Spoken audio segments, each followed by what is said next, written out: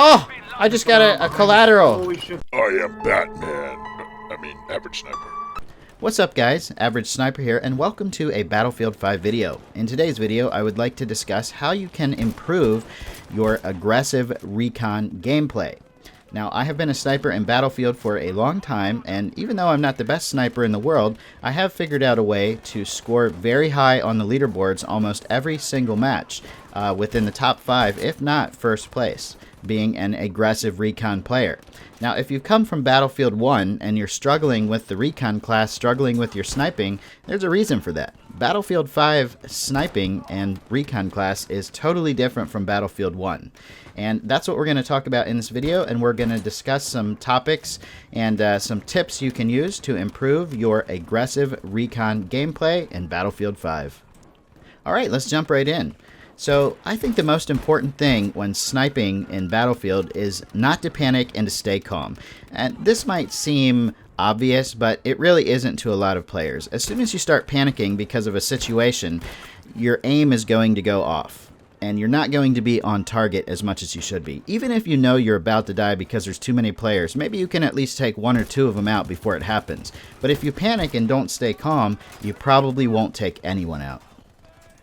Next up, we have don't sit still or go prone.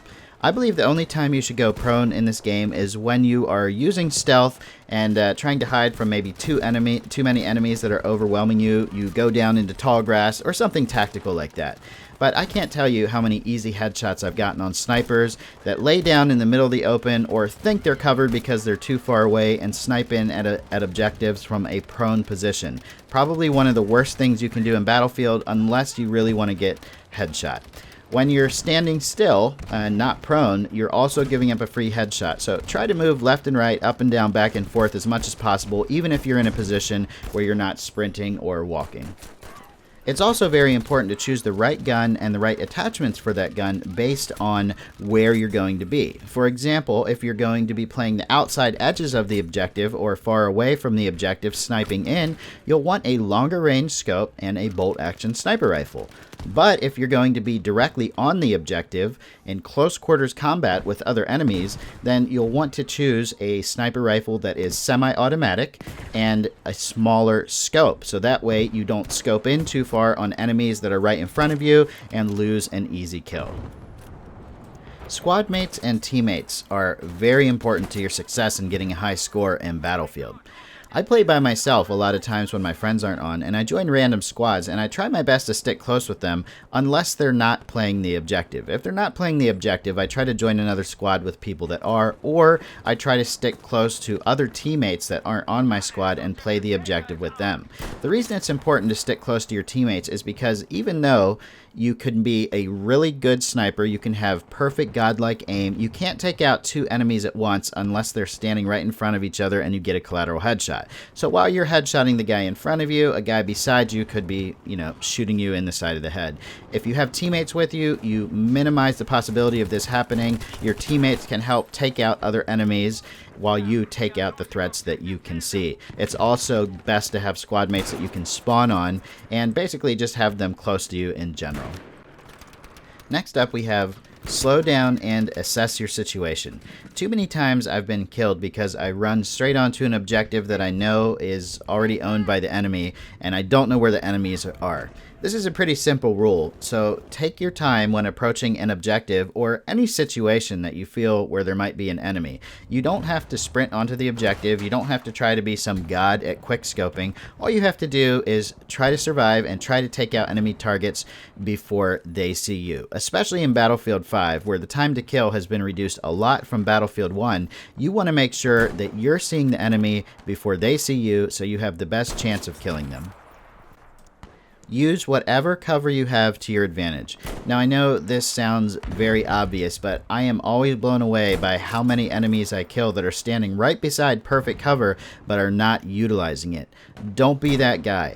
The less of your body that you show to the enemy, the less chance there is of them shooting you. So even if it's a rock, a small tree, a bush, or a broken vehicle, whatever it is, try to use it as much as possible without exposing your body to the enemy. This is going to give you a much better chance at winning the engagement that you're in. This doesn't just apply to sniper class, this applies to all classes.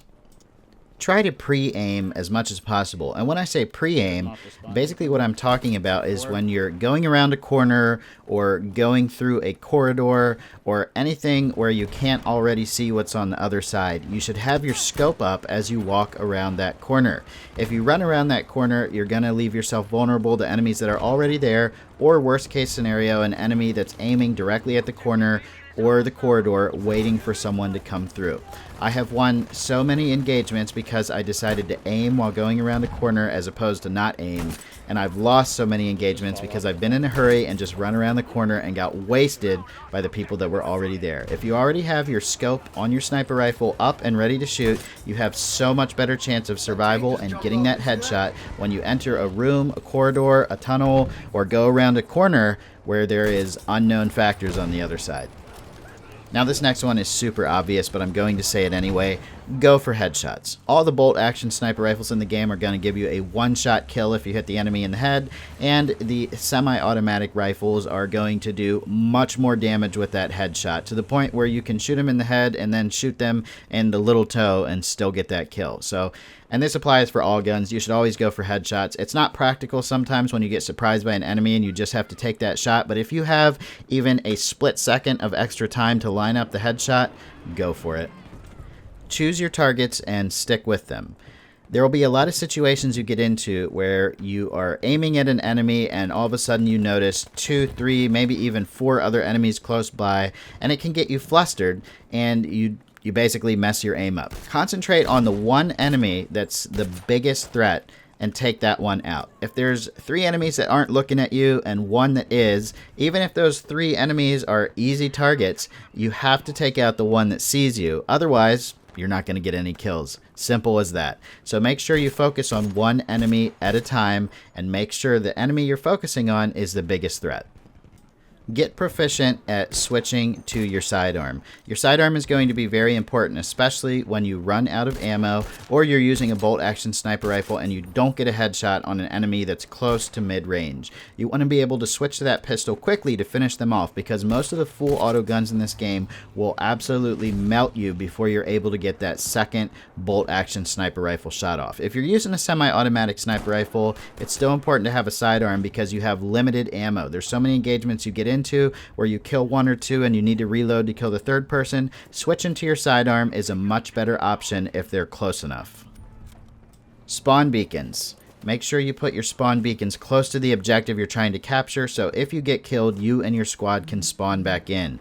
Very important no matter what class you're playing. Make sure you stick to the edges or the outside of objectives if you're primarily sniping, unless you have a semi-automatic sniper rifle and you can be right in the center of the objective, right in the action. Otherwise, you want to be sniping into the objective from outside the objective to help your teammates, or you can be on the objective playing the edge of it. And last but not least, never let anger get the best of you.